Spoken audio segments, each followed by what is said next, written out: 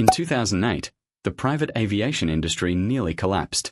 During the global financial crisis, companies cancelled aircraft orders, executives abandoned private terminals for commercial flights, and corporate leaders avoided stepping off Gulfstreams because the optics alone could destroy reputations.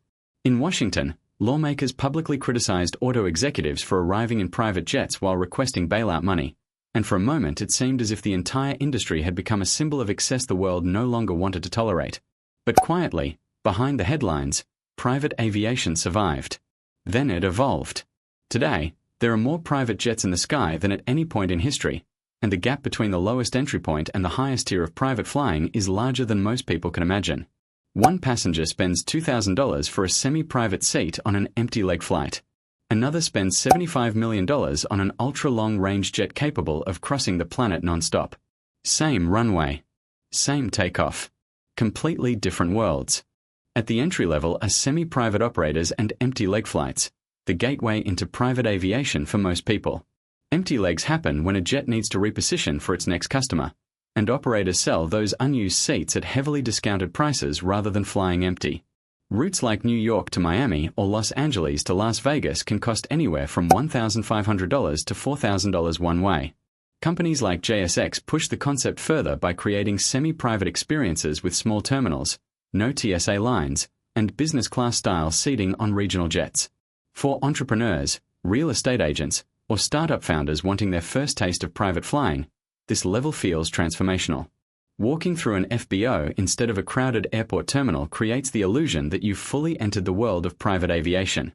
But there's still a major limitation. You don't control the schedule. The plane leaves when it leaves and goes where it goes. From the next level onward, flexibility becomes the real product. That second level begins with on-demand charter and light jets. Aircraft like the Citation CJ3, Honda Jet, and Phenom 300 allow passengers to choose departure times, airports, and itineraries.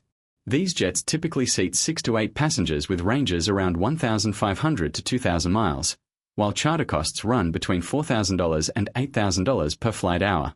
A round trip from New York to Miami might cost $25,000 to $35,000, but the value is no longer luxury alone. It is efficiency. CEOs can visit multiple cities in one day. Law firms can move entire deal teams faster than commercial schedules allow.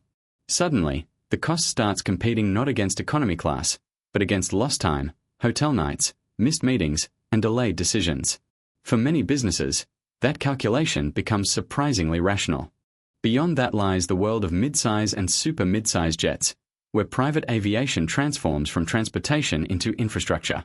Aircraft like the Challenger 350, Citation Longitude, and Praetor 600 offer stand-up cabins, sleeping arrangements, conference seating, and coast-to-coast range. At this level, the jet stops functioning like a taxi and starts operating like a mobile office. Executives fly from New York to Los Angeles non-stop while holding meetings, eating dinner, and sleeping in complete privacy. Many family offices and corporate clients settle permanently into this category because it offers the perfect balance between performance, comfort, and operating cost. Most owners at this level will tell you the same thing. They did not move into private aviation because they wanted luxury. They moved because wasted time became more expensive than the airplane. Heavy jets and ultra-long-range aircraft push the experience into another category entirely. Jets like the Gulfstream G700, Bombardier Global 7500, and Falcon 8X erase geography itself. New York to Tokyo non-stop. London to Singapore without refueling. 12-hour flights inside cabins designed more like luxury apartments than aircraft. Multiple living areas, private bedrooms, full-service galleys, and conference spaces turn the journey into part of the lifestyle instead of an inconvenience to endure. These aircraft cost tens of millions of dollars before customization, with operating costs that rival the budgets of entire companies. Yet for billionaires, global CEOs, and ultra-high net worth families, the aircraft becomes more than transportation. It becomes control over time, movement, and access. The world shrinks to the distance of a single flight. Then there are the levels beyond even that: Boeing business jets, Airbus corporate jets, and state aircraft. At this point, private aviation stops resembling aviation altogether and becomes something closer to a flying residence or command center.